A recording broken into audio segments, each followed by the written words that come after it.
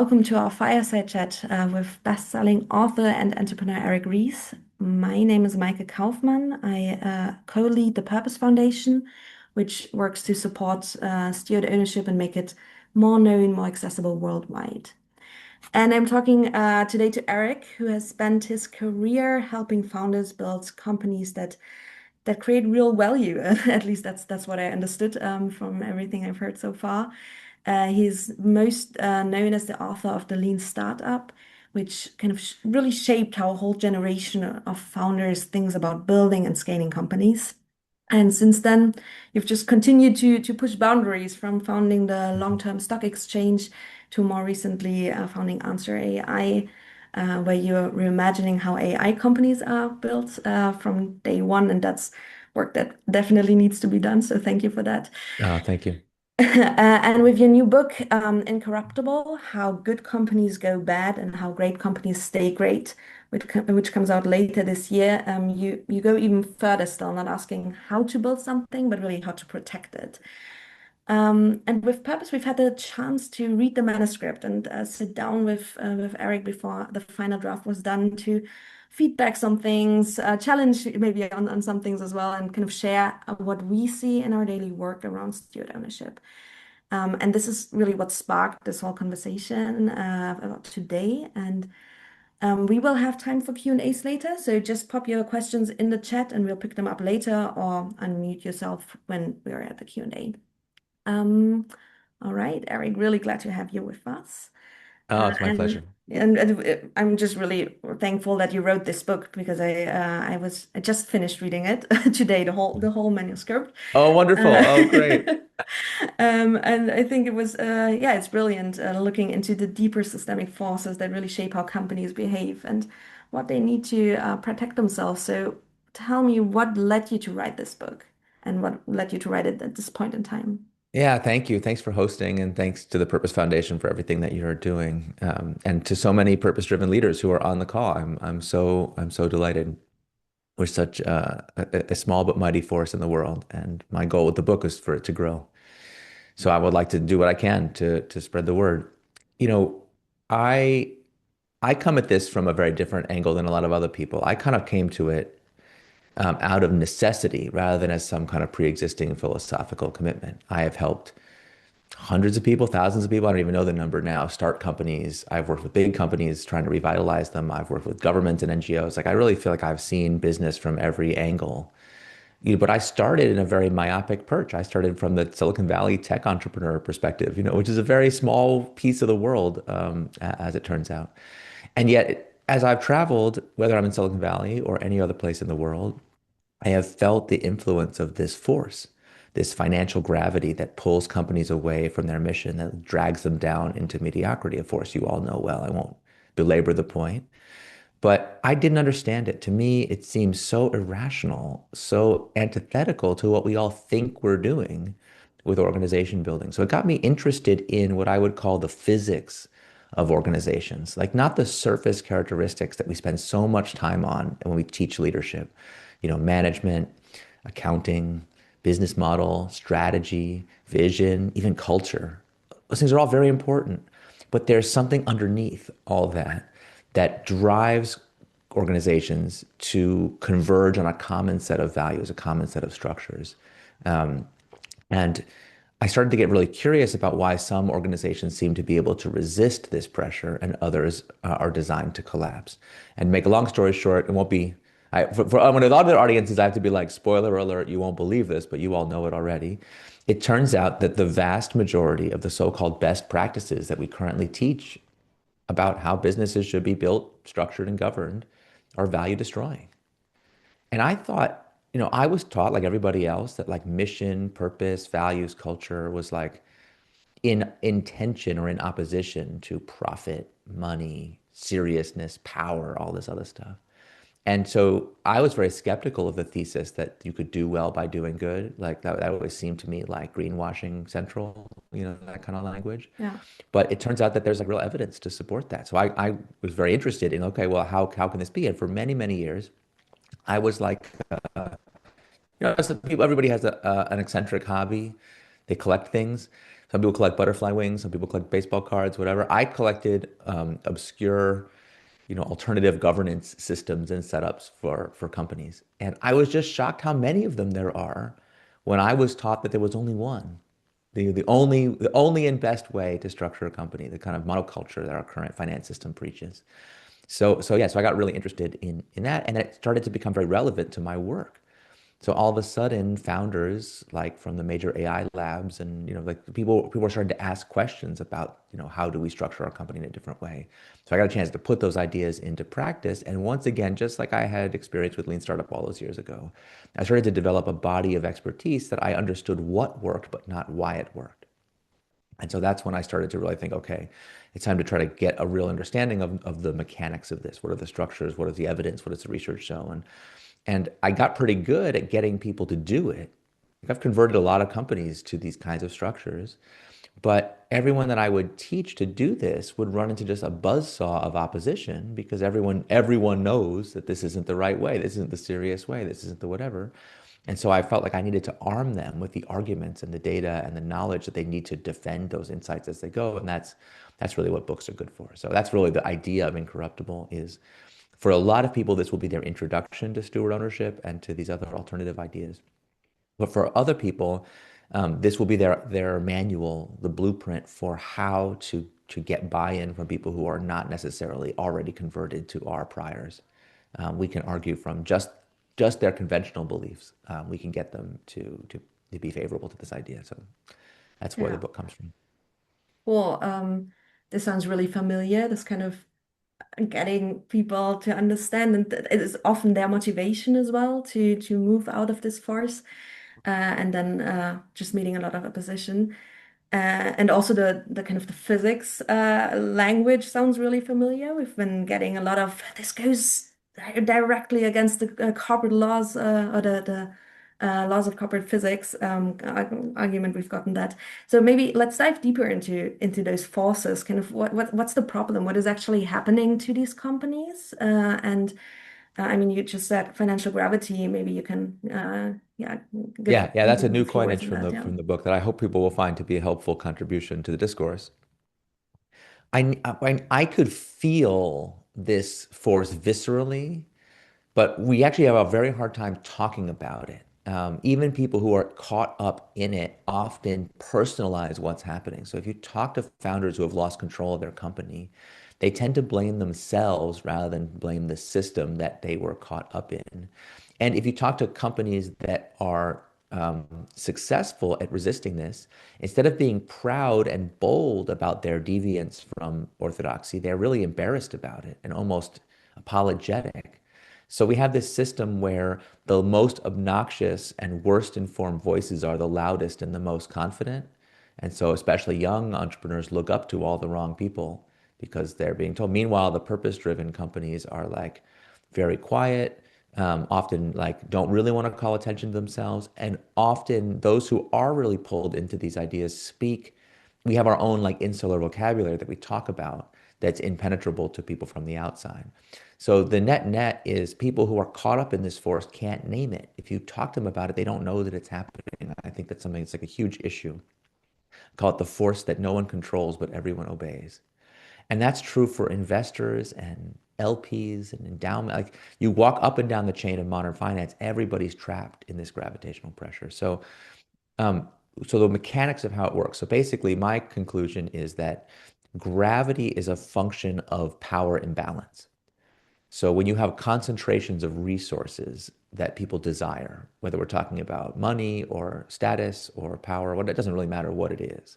If someone has more of it than you, at a certain level, your brain kicks in this like psychological mechanism that, in the psychology literature, we have some evidence for that like being instinctively able to track status hierarchies and resource accumulation is like very important for survival for prehistoric humans. So it's natural that we would have this reflex to be deferential to those who have what we might need.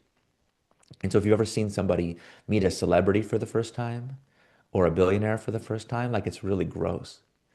They just turn to jello. Like it's so interesting. Even the like strongest person is like tripping over themselves trying to figure out how do I please this person.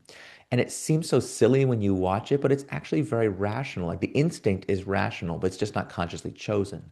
And I think the reasoning kind of, if you could give your lizard brain language, it would say something like, this person could be really useful to me in the future. Whatever my goal is in my life or my career, this person could grant my wish with a snap of a finger. They're like a genie from a lamp.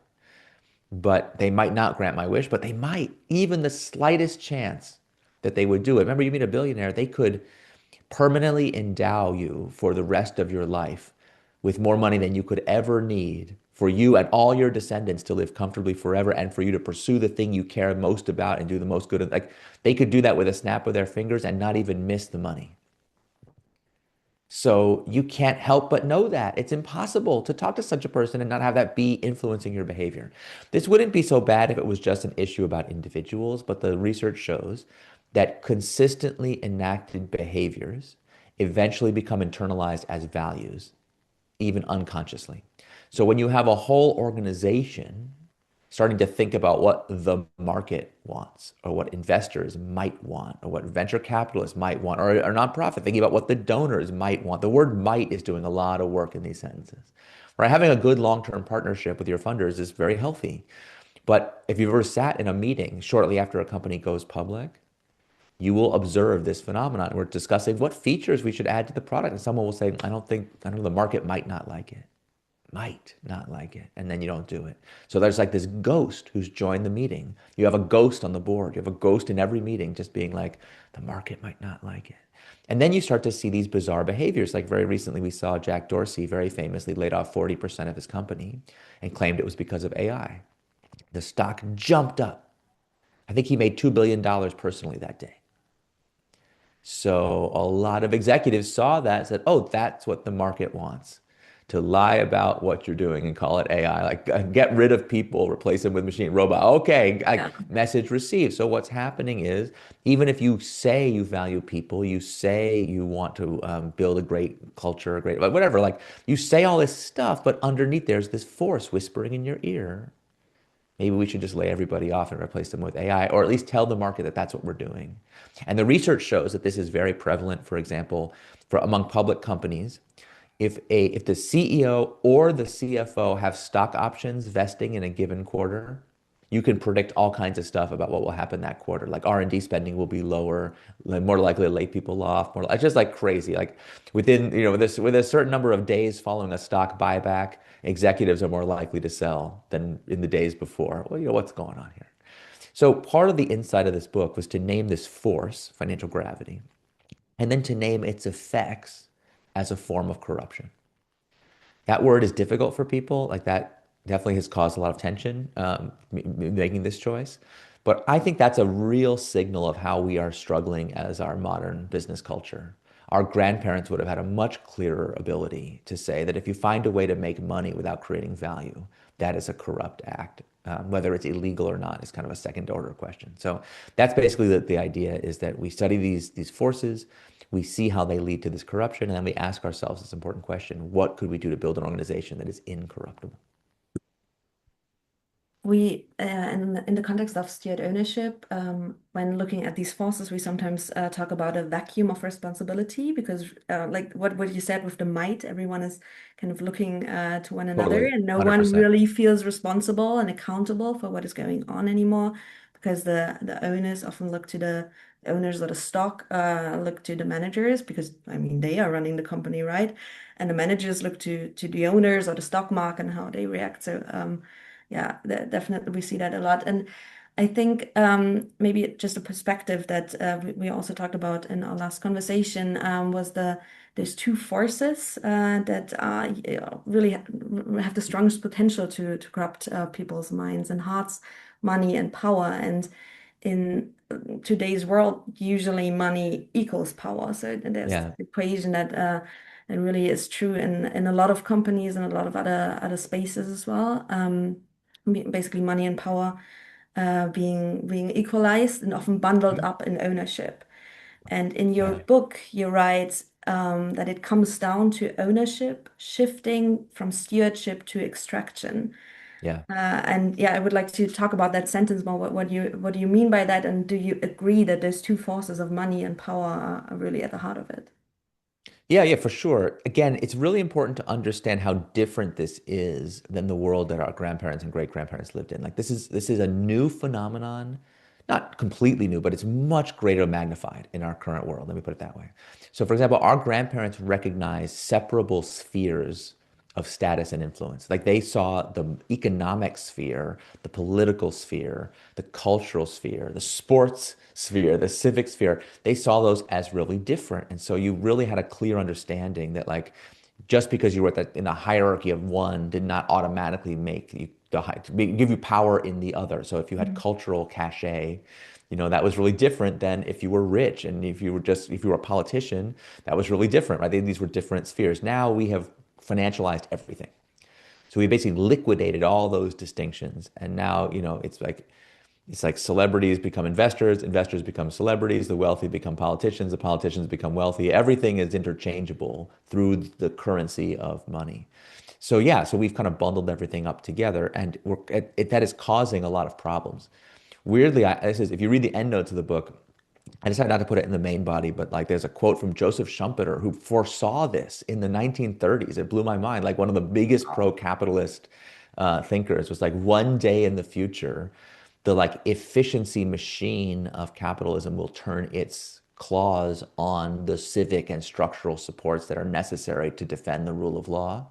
And you will enter an era of absentee owners controlling everything, and they will have no longer the commitment to the principles that are necessary to sustain the civic environment for which capitalism, which it thrives, or which will cause a collapse.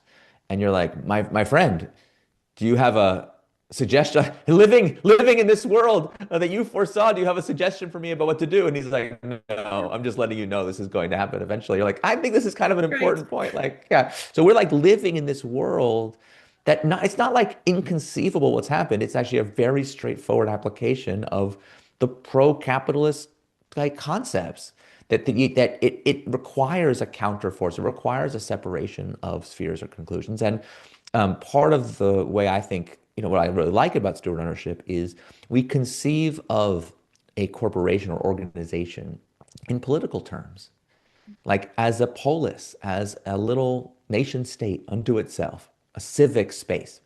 And then we ask ourselves, like, what is the right way to govern such a space? And what's so funny is the dominant ideas we have about business governance. If you translated them to the poli-sci department and you said, listen, I'd like to get my PhD in political science, and I have a new form of government I want to propose. The idea is that anyone who happens to be in my country on the day of an election for any reason whatsoever can vote, even if they came the day before and they're leaving the day after. Actually, and also, I'd like it to be that it's actually not how many people you have in the city, it's how many passports you have. And you can borrow money and buy extra passports, which you can hold for one day, vote those things, and then let them go the next day. Like that idea is so stupid. You couldn't even get anyone to study it. It's like literally never been studied in political science because it makes no sense. It doesn't even have like the tiniest fraction of sensibility to it when you understand it as a political vehicle for achieving consensus outcomes. And it violates every practice we know that matters for governance, which is like the alignment of interests of the people who are making the decision. So it's just like it's completely insane. Yet that's how we govern corporations today. That's the verbatim description. Just substitute shares for passports. It doesn't really make sense. And so I think when you conceive it in political terms, it becomes really obvious that these monoculture organizations are being built on a very unstable foundation, and that's why they're starting to wobble and collapse and behave strangely. Whereas when we have a multi-branch, democracy with checks and balances, that is known to be stable, like a more stable structure, because you are no longer at the mercy of, a relatively small number of people who may or may not get it right in a given situation. You have the opportunity for checks and balances, of course, very famously, all the stories. I won't belabor them here, but like most normal people that I meet who are not in our world, when I tell them the story about the time that the trustees of the Novo Nordisk Foundation created more than $500 billion of shareholder value, they can't believe it. It sounds impossible. Yeah, I think I don't know what all of the people here know the story, so just go ahead and tell Oh, it. it's a very straightforward story. Yeah, like it's like classic. So in the book, I tell lots of these scary ghost stories to just scare entrepreneurs. I'm like, look, if you do not get your governance right, nothing else you do will really matter in the long run because you will not be the one making the decision. And we talk about a lot of these situations like Whole Foods or New Lanark Mills, if you know that story, or FedMart. There's like all these classic companies that somebody managed to defeat the governance and redirect the company to their own ends, causing its collapse. Um, the human consequences of these decapitations are usually very severe, but also Hmm. the economic consequences are often quite severe. So, like Sears was driven into bankruptcy, but the guy who did the driving made $1.4 billion from it. So, it is when I say it's extraction, that's not a metaphor. I mean, I'm literally talking about taking the value out of the thing and transferring it somewhere else. So, someone tried that with Novo Nordisk. Of course, they're a huge public company, one of the biggest in the world. But if you know the backstory of Novo Nordisk, which I'll just give very briefly, it was set up by a Nobel laureate and his wife, Auguste Marie Croix, in the 1920s. She actually had diabetes at a time when that was a fatal illness. And the two of them found these Canadian researchers who were working on the ability to isolate insulin for the first time. And they made a licensing agreement with the Canadians to bring this technology back to Denmark, not just to save Marie's life, but to save a lot of lives. But they foresaw this difficulty, just like it's interesting. People in the 20s and 30s foresaw these things easier than we see them when they're actually happening to us. And they had the imagination to say, well, what one day in the future, what if we got into this situation? Imagine you have a life-saving medicine that I depend on to live. Of course, I want you to charge me a fair price. No, what could be more natural in the world? I want you to have every incentive to produce the medicine. But I would also live in daily fear that one day you would wake up and say, wait a minute, Eric needs this medicine. So I don't have to charge him a fair price. I can charge him whatever I want, and he must pay. Hmm. That's an abuse of power. And the Crows saw this very clearly in the 1920s. They didn't need Martin Shkreli to show them. They knew. So they set up Novo Nordisk as a steward ownership structure, nonprofit foundation, which owns a for-profit subsidiary. The for-profit subsidiary is publicly traded. It is a gigantic company with millions of shareholders. And it's just like very, very, very standard for-profit with this steward ownership component to it. So anyway, to make a long story short, fast forward, a lot of turmoil and fun things that happened. There was this episode where, oh, excuse me, somehow my computer thinks that I am not using it anymore and it's about to shut itself down. One No second. Excuse me. Pardon me. Sorry. worries. There we go. Definitely needed. As soon as I start to tell this story, they're trying to silence me. They don't want you to know it. Okay. So the for-profit board of Novo Nordisk was like doing a bunch of cleanup and corporate governance like stuff in the 90s, 2000s at the time when like there was a bunch of new best practices in pharma that had to do with consolidation and desire for M&A and for having cleaner balance sheets and all kinds of stuff.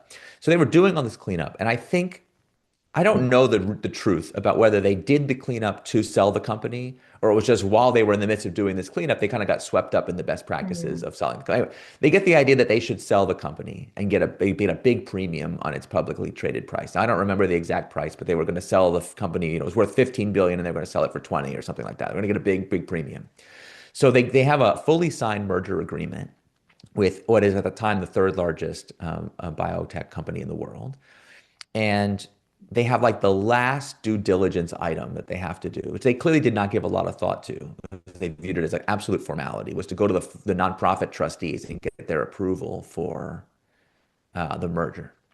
And if you know the Acquired podcast, these guys have a whole episode just dedicated to this story, and in which they do like a dramatic reenactment of what must have happened in the board meeting. So you can watch that if you want the whole thing. But like basically, long story short, they go and they're like, we want to sell the company, and the trustees are like, why? What is the purpose of this transaction? And you can just imagine the for-profit people being like, do you see the dump trucks full of money that are driving by? Like, we're going to make so much money. What is the point? And they said, well, according to our charter, we can only authorize this if it is necessary for the survival of Novo Nordisk. And my favorite detail in the story is they had to have a second meeting. So you can just see, like, they went away and they're like, okay, hold on, this meeting's going badly. Let's time out. Let's do it a second time. We'll bring our bankers. We'll do it properly this time. In the second meeting, They're like, see, this is the new best practice in pharma, according to everybody. You have to eat or be eaten. So it is necessary for the survival of Novo Nordisk. And the trustees were like, but Novo's been profitable and growing 20% a year for 10 years in a row. What problem are you trying to solve with this financial transaction? And this is really the crux of what your point about money and power. Today, Mm. money becomes its own power. Yeah. So people become seduced by the idea that we should try to make more money even when there's no problem to be solved. And we wind up doing all kinds of short-sighted acts of self-destruction as a result. So the trustees said, no, we won't do the merger. Everyone's so pissed, you can imagine, because they had a signed merger agreement. Like they were ready to go. No, no. So everyone's mad, they don't do the merger. And it's rare in business that you get like a true test, like an experiment to really see what would have happened in the counterfactual. But we happen to know in this case exactly what would have happened. The company that they were going to merge with 2 years later was itself bought by Merck in what's called a killer acquisition in the pharma literature, literally acquired to shut its R&D down. Like all the people were fired, R&D's gone. That brand is now completely discontinued. No one's ever heard of that company anymore. But 2 years later for Novo, their research program, which had been going on, I think, for 13 years into what we now call GLP-1, finally bears its first fruit. So we know for sure that if they had been acquired, this would have been shut down. But instead, Novo Nordisk becomes the inventor of Ozempic and that line of pharmaceuticals, which are the most profitable pharmaceuticals in the history of the universe. And if you freeze frame this story, because there's been recent things have happened since then, but just as if you freeze frame the story at the moment when Novo Nordisk's market capitalization on the public markets exceeded the GDP of Denmark, pause. From the moment that they said no to the merger to that moment, they had created more than $500 billion of shareholder value. That's not an exaggeration. That's just math. It's just, that A minus B. It's an incredible story. And yet, still to this day, when I talk to people about steward ownership, they say, well, you can't trust nonprofit trustees with the stewardship of for-profit things. They wouldn't have the profit motive. They wouldn't care about efficiency and value creation, whatever. Only investors can be trusted to do this thing. And we say that despite the fact that this evidence is staring us in the face. So why do we say it? That's kind of the mystery I wanted to unpack in the book. Yeah. Why do we have these just so stories? Where do they come from? Yeah. Yeah, I mean, you talked about the alignment of interest, and I feel like in a lot of the companies that we see out there where money is really set up to equal power, ownership is wealth ownership, the interest of the people making decisions and the people inside the company are often aligned towards, well, shareholder wealth creation, shareholder primacy, whilst in the companies like Novo Nordisk and other steward-owned companies and also some other companies, by unbundling ownership into money and power and kind of separating them, really thinking about who should have power and why, who should be in control. Should it be people really far away, or should it rather be people connected with the company? And by Yeah. looking also at who should benefit from the company's value created and how should value be created at all. You align interest towards kind of the mission, the purpose, how we call it, of the company. Yeah. And yeah, I think that's super fascinating. Also, the way you obviously show that that's can also be really like financially interesting for investors, for the stockholders. That's what's so Yeah, wild about it. yeah, If this was class warfare, yeah, where we were talking about disenfranchising investors for the sake of capturing their returns for some other purpose, yeah, that would be that would be interesting too. But it just happens to be not the case. This, in fact, is the path for investors to make more money in the long run. And I use in the book the metaphor of citizens versus tourists. So mm, a lot of people that we today call investors are really more like speculators, just playing the casino of modern markets. And those people I don't think create a lot of value. So their interests are not particularly important to me. But like the long-term investors in a company are a very important stakeholder, of course. Like that, it's yeah, of logical to course. say that the more money someone's invested, the longer they've held out those shares. Like those are factors, of course, that should bring them to a seat at the table. But the idea that we should create the difference between saying that shareholders are an important stakeholder and shareholders should have a seat at the table To go from that to shareholder primacy, which says like not only that shareholders are the most important stakeholder, it's actually more crazy than that. Shareholder primacy is the idea that the purpose, the essential reason we have a for-profit company, its essential purpose, like this is not a beautiful, vital, living organism. Oh no, this is Mm. a mere financial instrument designed to enrich shareholders. That is its only purpose. And if you read the governance literature on shareholder primacy, most normal people find it like morally abhorrent to the extreme, like to the point of being sociopathic, so much so that they never believe me when I tell them this is what it says. I had to quote a whole bunch of these people in the book to get readers to believe that I wasn't making it up. They literally will say things like, a company is not permitted to consider any externalities, aka you and your health, Yeah. except insofar as it is rewarding to their shareholders to do so. Meaning, if they can successfully lobby to get the rules changed so that they don't have to pay the cost of externalities, then they're free to exploit without limit. And in fact, once you acknowledge that that is possible, they write things like it is not only like managers can, but should break the rules if it is profitable for them to do so. So Mm. we've like legalized and valorized this really sociopathic kind of controlling power in a way that is not democratically legitimate. Like no person ever voted for this. Like that's like the history of this is just totally wild. Nobody voted for it. Never been subject to any manner of referendum or legislative action. This was done by a very small cabal of elites. And also, we've been doing it long enough that we have the evidence that it's like really value destroying. Like it is basically, you said it before, like we had a situation where nobody's in charge. Because if you go to managers and say, you have done something bad, I want to hold you accountable, they're like, well, don't look at me.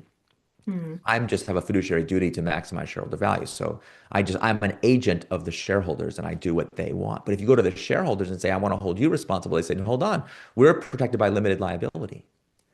And in fact, as I argue in the book, investors prize limited liability above all other protections. Like it's by far the most important protection for investors. And I don't think that they realize to what degree their supposed advocates in the shareholder primacy debate are undermining the case for limited liability, since it simply is not morally, ethically, or logically compatible to say that companies are mere agents of shareholders, but shareholders bear no liability for their actions. That is literally a formula for that book, The Unaccountability Machine. Mm. You're basically saying that nobody can ever be held accountable for the behavior of organizations, and the public is not going to stand for that, nor should they. That's No. absolutely unacceptable.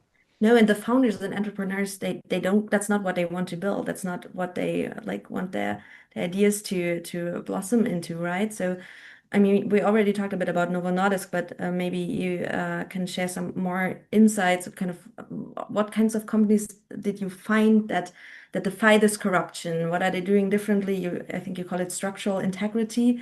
So what are they doing differently on their deep design level, I guess? Yeah, yeah. So there's basically the blueprint, I think, for successful, what I call creating a mission-controlled company. Basically, I think like we as a movement, we have to start advocating for. We have to stop being apologetic. We have to stop speaking in arcane jargon. We have to start articulating like a very clear value proposition for what should replace shareholder primacy. What is the next thing? I call it mission primacy, but I don't even really like whose terminology wins, which thing, that makes no difference. But we have to have an Yeah. affirmative vision for building value creating. I feel like so weird that we are the advocates for value creating companies. Like in a capitalist system, surely the investors would be the ones making that advocacy. Yet they have created a vacuum. So into that vacuum, we must step and we must advocate for mission controlled companies where the mission has its own sovereignty over time. In order to do that, my study of these kinds of companies is basically two dimensions that we have to get right. The first is what I call the path of ethos. The second is what I call the path of integrity. And I try to avoid using trendy modern consulting language at all in this book. So I actually tried hard not to use the word stakeholder. I tried not to use the word culture. I was trying to get away from stuff that we talk about all the time, but we never do anything Yeah. about. I was just like, look, we need to really get back to an old-fashioned idea about this. And one of the most ancient ideas in the human wisdom traditions is that there are better and worse ways of making money.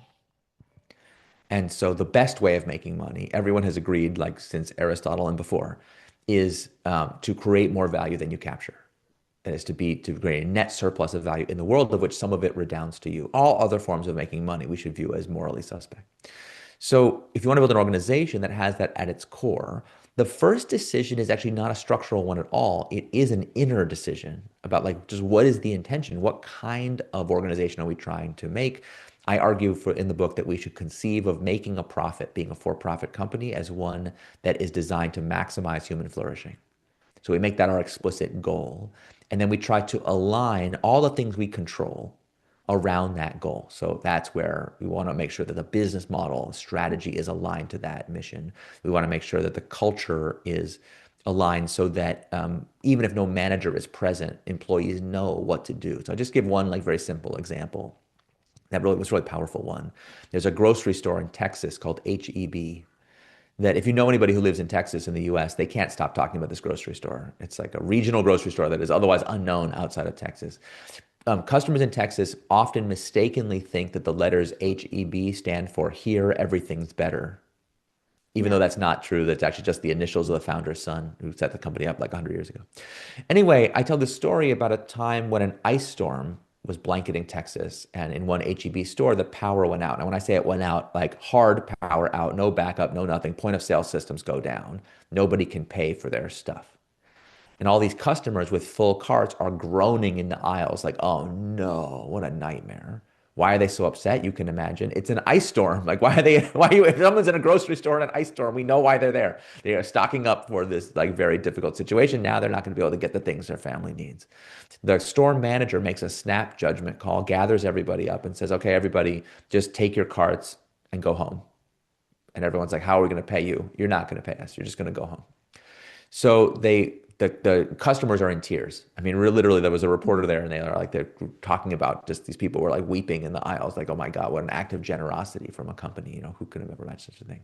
And when I tell this story to conventional audiences, they're like, wow, what a brave manager to defy it's a power outage so severe they couldn't get headquarters on the phone to ask for permission.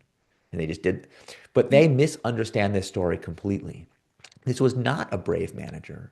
HEB drills for this. They teach it as their responsibility to take care of their customers. They view that as the purpose of the company. And again, I really want to emphasize the action by this manager. Even let's say that headquarters was available and they could have a meeting about it. First of all, they don't have meetings about stuff like this. They just do it. But let's say they did have a meeting about it. Like in a conventional company, so there would always be someone in the meeting with a spreadsheet. Excuse me, but what is the ROI of this item, this action, and how does it compare to the other actions we might choose to, right? Like we stack rank by ROI. We're all trained to do that. Yet these kinds of trust building activities always stack rank to the bottom by ROI by definition because the returns are intangible, but the costs are tangible. We can measure exactly to the last penny how much it cost that inventory that walked out of the store that day. We can't really calculate how valuable was the trust we gained with those customers and all the good publicity and all the things that happened as a result. So companies that have this ethos, Saul Price, the legendary father of modern retail, he called it being a fiduciary to the customer. When you hear the word fiduciary, people immediately think of legal agreements, and we'll get to that. But fiduciary commitment, first and foremost, is an operating commitment. Who would you rather die than betray? And when we build an operating system that makes fiduciary commitments, we're basically saying whose interests will we put before our own? And that is the only way to create trust. And trustworthiness is the most underrated asset in business. We can come back to that. So that's the path of ethos, character. The path of integrity is a little bit more complicated because when I say that a person is high integrity, if I say you're my friend with high integrity, what does that mean? That means if you promise me something, I know you will do it. I know it. If you say you'll be there at 2 o'clock, I don't have to wonder if you're going to get there at 2:10. If you weren't 100% sure you could be there at 2 o'clock, you wouldn't have made me that promise, right? So for organizations, this is very difficult to achieve. Most organizations are incapable of making a promise. Investor-controlled companies are incapable by definition because the investors could randomly decide to fire anyone who made the promise at any time and redirect the company to some other purpose. This kind of snap judgment ability to decapitate and redirect at will is antithetical to trustworthiness. So that's a big part of why steward ownership companies have such an advantage. So I call it integrity, playing on the fact that integrity has two meanings. We have this meaning of keeping a promise, but we also have the word structural integrity, the phrase structural integrity, which is like a bridge. If a bridge collapses, we can say its integrity was violated. And if you bring in an engineer and say, why did this bridge collapse? And they say, well, gravity, you're going to be annoyed. Because that's like, yeah, that is technically true, but that's not very useful. First of all, why did it collapse today? It didn't collapse yesterday. Did we still had gravity yesterday? But also, these other bridges didn't collapse. So, right, like in order to understand why a bridge collapsed, we have to study wind load, load bearing, material tension. We have to like go look. Oh, look, all the bolts were corroded by rust. That's why it Mm. collapsed. And then we don't say, oh, well, I guess bridges are going to collapse from now on because of gravity. Can't do anything about it. No, come on. We study. How do we make a better bridge? Oh, why don't we use stainless steel for the bolts next time? Oh, yeah, that might be able to prevent the corruption of the metal. Like, oh, okay, right? So as managers, we do not study nearly enough, I think, the engineering question of corporate structure. And so we don't know the managerial equivalent of load and tension and tensile strength and stuff like that. So that's really what the second dimension of this blueprint is, and that's where steward ownership has a huge advantage. But I tried to be ecumenical with this book. I really wanted to include everybody where there is some evidence that the kind of structure that they do works to resist gravity. So Yeah. steward ownership is only one of several structures that I talk about in the book because I wanted to um, give people who read it again for many people who read this book it will be their very first introduction, not even to steward ownership, but to the idea that there is an alternative path at all to entering into an incorruptible company. So I tried to find a way to do that. Hopefully you think I got it right, but it's tricky when you're trying to balance so many different goals. But yes, but anyway, structural integrity are things like how the board is set. What does the corporate charter actually say? Who has the power? How does power relate to how much money you have, and questions like that. What is the role of employees, of customers, of all the different stakeholders in the decision-making process of the company?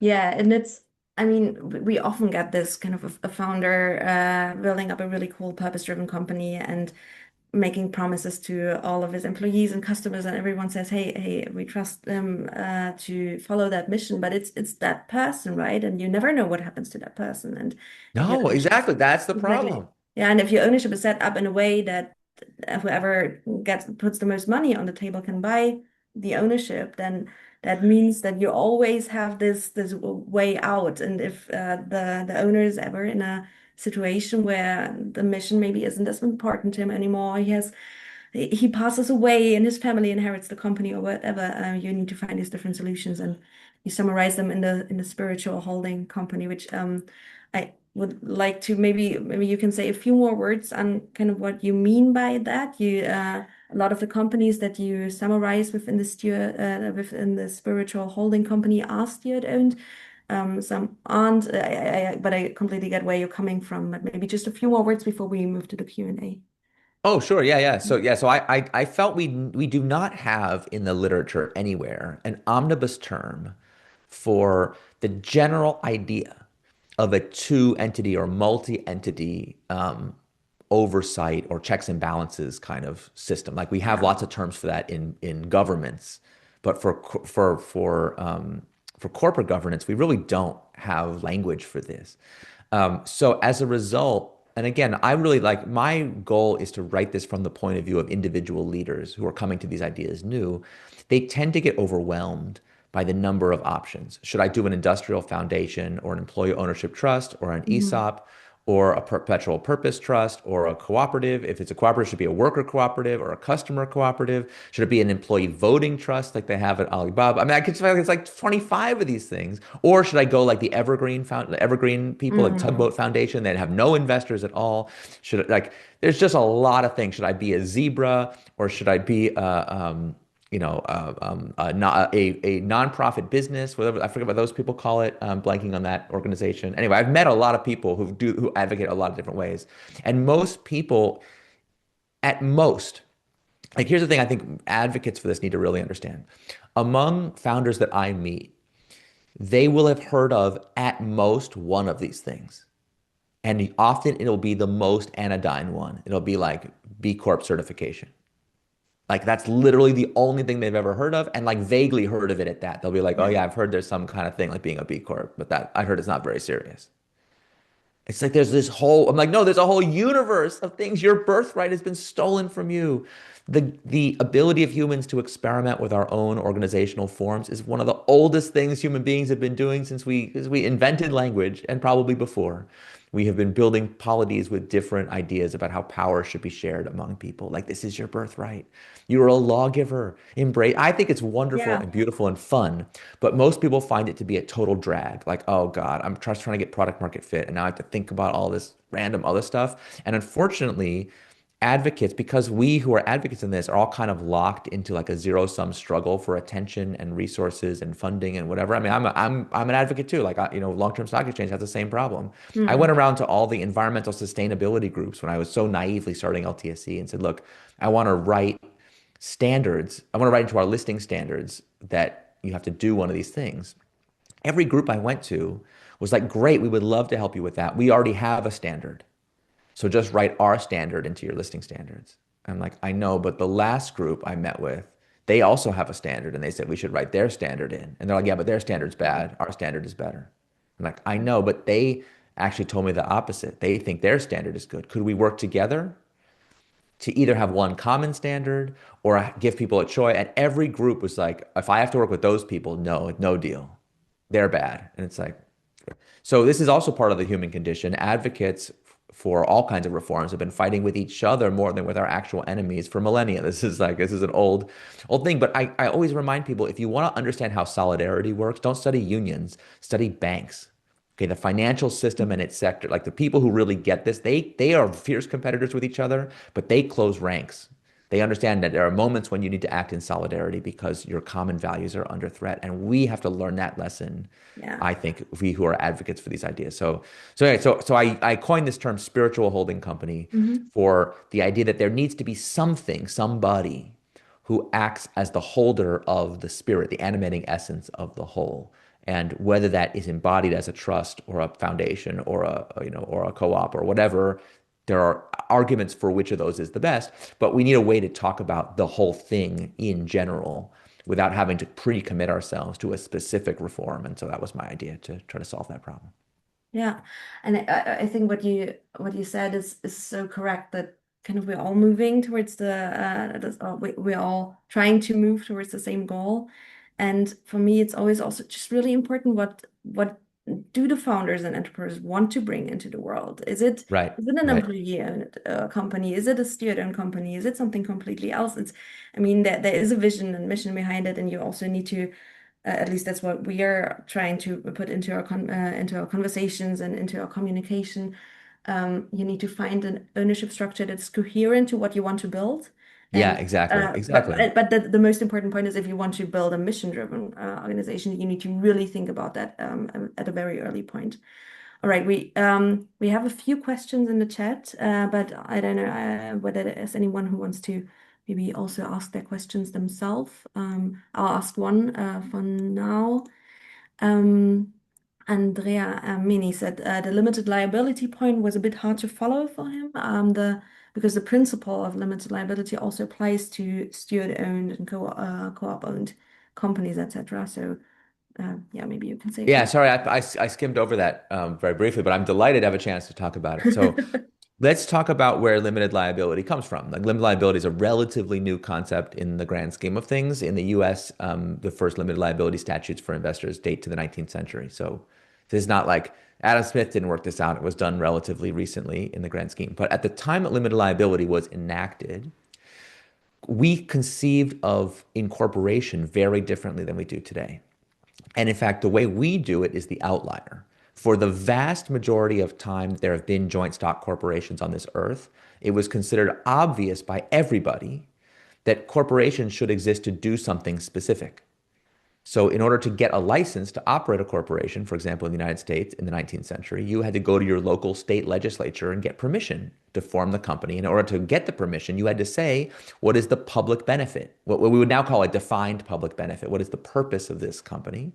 What is it going to do, and why should the public want this to exist? So you want to create a railroad, you say, well, it's really beneficial to move goods from point A to point B. So your company would be incorporated, it would have a charter.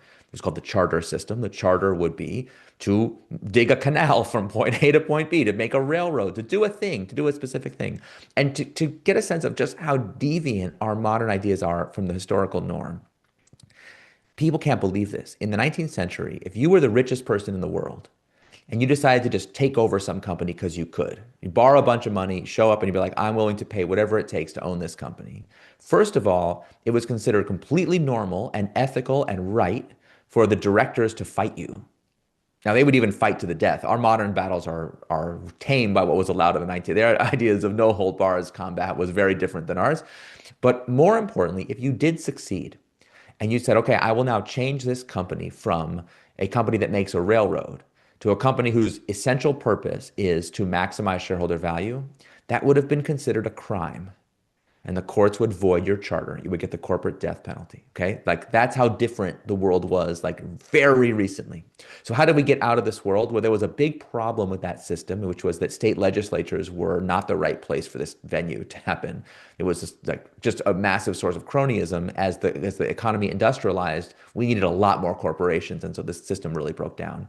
So reformers created the system they called general incorporation in the 19th century, which was the idea that anybody should be able basically to form a company for any reason whatsoever. But remember, for any specific reason. What's funny is if you read the academic Yeah. literature, this aspect of it doesn't even have a name. I call it purposeful incorporation, but that's my coinage. I don't know if there's a more correct academic term. Anyway, the idea was every company should still have some specific purpose.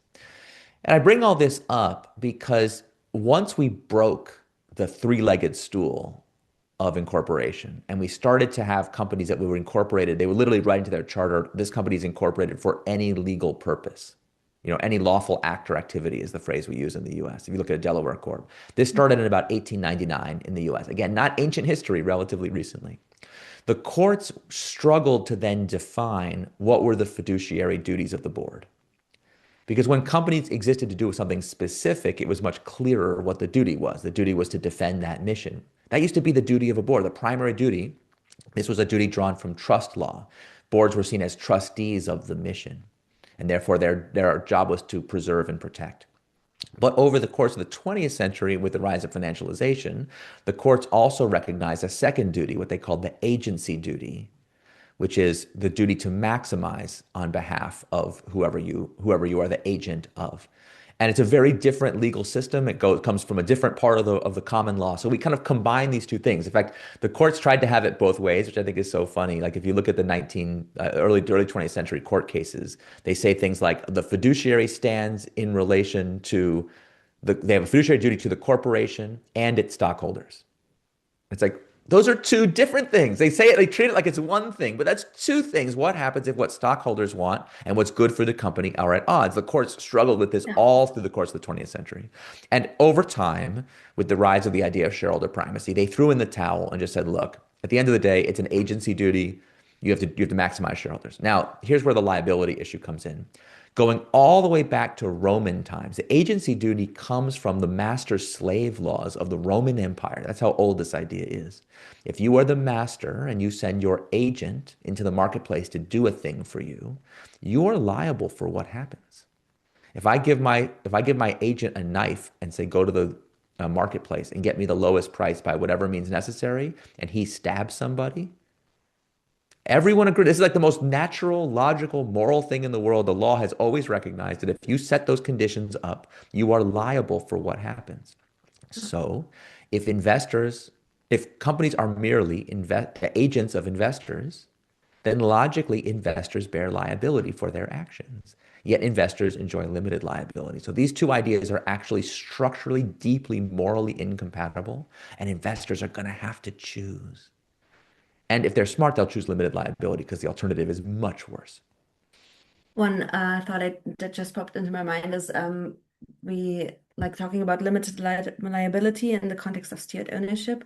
We sometimes talk about it being limited both ways. So the liability is limited, but in most steward-owned companies, or in steward-owned companies, period, you also have a somehow defined limit or cap to the returns. So either it's through an actual cap or through time or through kind of power dynamics and power structures. So I mean, you still have the limited liability, but you also have limited returns. But there are questions, hands up. Danielle, I think you were first. Hello, Eric. First of Hi. all, thank you for your first work because it was amongst a handful that I considered best of breed and studied deeply for a while. Thank you so much. Um, I am fully behind the direction of your work. And because I feel myself quite deeply in it, I have sort of a personal question around what else would you study next? Like, let's just say I accept everything you say and I can relate to it from experience. Where would you like what would your next book be? Like where would you the ones that are pushing the boundary, the ones that are comfortably sitting outside the boundary, where do we look next from your experience? Oh yeah, yeah. Is the Purpose Foundation book out yet? Can I point people to that No, resource? no, we still, I mean, the book, the blue book, yes, yes, you can point to that, but we are also thinking about writing a bigger book. Yeah, The yeah. blue This book, we I so think, is there's in an partnership. urgent need for more concrete guides, implementation guides for this. Yes. And I would say like one of my goals in, and listen, like here's the book that like read this one, okay? I wrote this book is very meaty and has a lot of good information in it.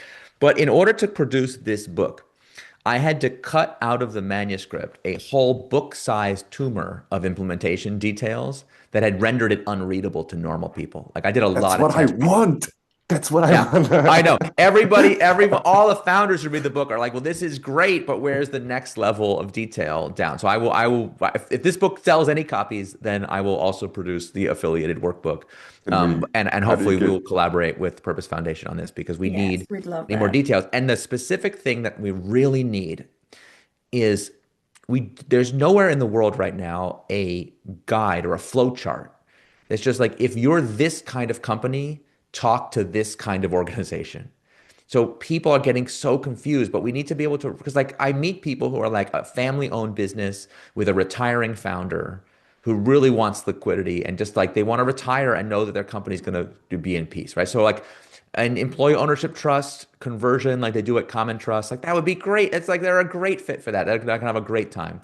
You have family-owned businesses where they want to do multi-generational stewardship within the family, and they want the liquidity to come from the profits of the company. Okay, like the Tugboat Foundation is a great resource for you. You're going to love that community. If you follow the 7 Ps, you're going to have a great time. And you have people like, like I tell the story of Grundfos, where like the founder is nearing the end of his life and he doesn't want his grandkids to be burdened with having to run this industrial company. Like that's steward ownership is going to be like his descendants still praise his name for having the foresight to adopt this structure. So like there's very Mm. clear answers almost for every situation what the best thing for you would be. And I think that's really like we need that kind of specificity. Um, if you want to go deeper on this topic in particular, in the meantime, I would read the academic research. I would say nothing has polarized me more than the small but mighty band of academics who study these kinds of companies. Like Steen Thompson at Copenhagen Business School is like the best, I think. I don't know if you know his work, but like people like that who have really like produced like the research is stunning in its simplicity because we have the data, like the data exists. I mean, there's an incredible, where did I see this?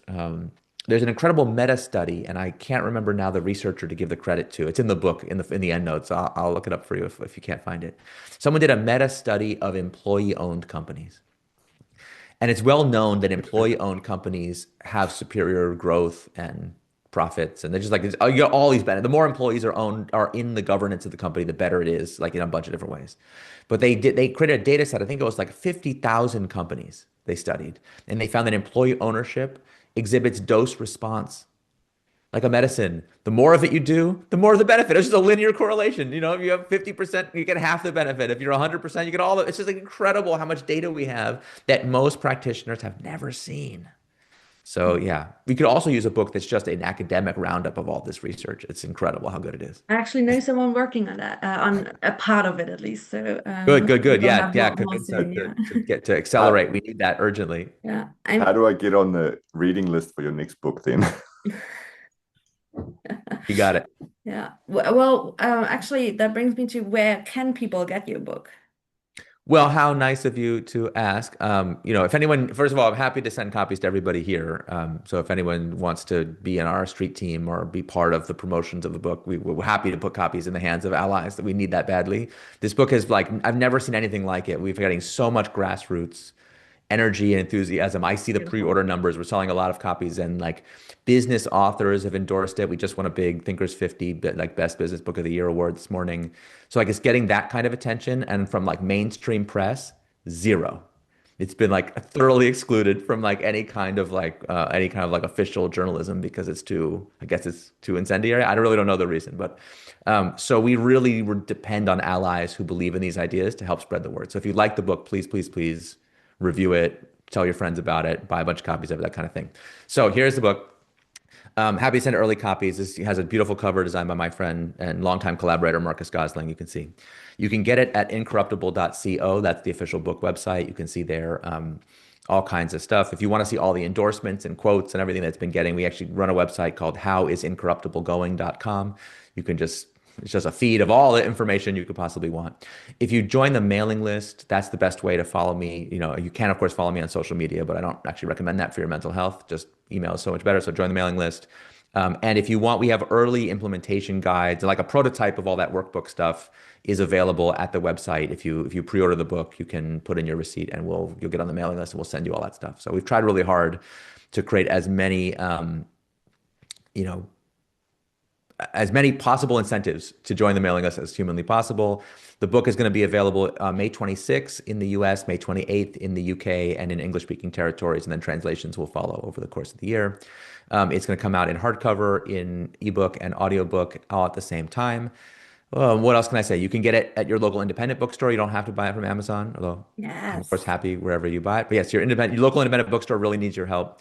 I see some questions in the chat. Yes, I will do a book tour in Europe. I will be in the UK the first week of September, and I haven't decided on anything else past that because it kind of depends on how the book's doing at that point. It might be that I have a lot of free time on my hands and won't be touring about the book, or maybe it will be taking up a lot of my time. I would love to go to Paris. I don't need hardly any excuse to go there. So yes, send me an No, I mean, invitation to we'd do love to something cool. invite you to Germany as well. So I we would feel I would like, love to. Yeah. So I know you guys have Europe well covered, so we'll talk about that if it makes sense to do that in the fall. I know Thinkers 50 is doing a big gala in November, so there's many opportunities to yeah. go there, and I would be happy to. But right now, I'm focused on the US launch, which Makes is a makes a couple lot of weeks. sense. And I just can really like recommend everyone to read the book. I found it really enjoyable, particularly because it has a lot of stories and you can just really follow along. Oh, that's nice of you to say. Thank you. So thanks so much for joining us. Thanks everyone else for joining us today. Sorry for being a few minutes over time. And yeah, we'll send a follow-up mail to with the as Annika already sent in the text with the launch details and hope Yeah, yeah, to thank you. And hear we'll from each other if soon. people want to get in touch if you wanted if for some reason you need an advance copy or if you want to be part of the street team and work on promotion, we'll figure out some way for you to get your email address to me and we'll put you on that list and we welcome your Yeah, help. just drop us a note and we'll make that happen. Yeah, that's so great. Thank you. I just want to say thank you for putting on the event. Thank you to you and to Annika and the whole team at Purpose Foundation. I am so grateful for the people who have laid the foundations for this and have been working on this for so many years. I mean, I'm Johnny come lately here, so I was like, it was such a joy to be able to draw on so much pre-existing work. And I hope you feel like I did your work proper. I really tried hard to give credit where it's due and to thank everybody who's made this happen because I want to bring a whole new generation of people awareness of your work and hopefully they will celebrate you as the pioneers that you deserve to be celebrated as. So thank you. Thanks. Well, thanks everyone for joining. Thanks, Uh, everybody. Take care. have a great rest of your day.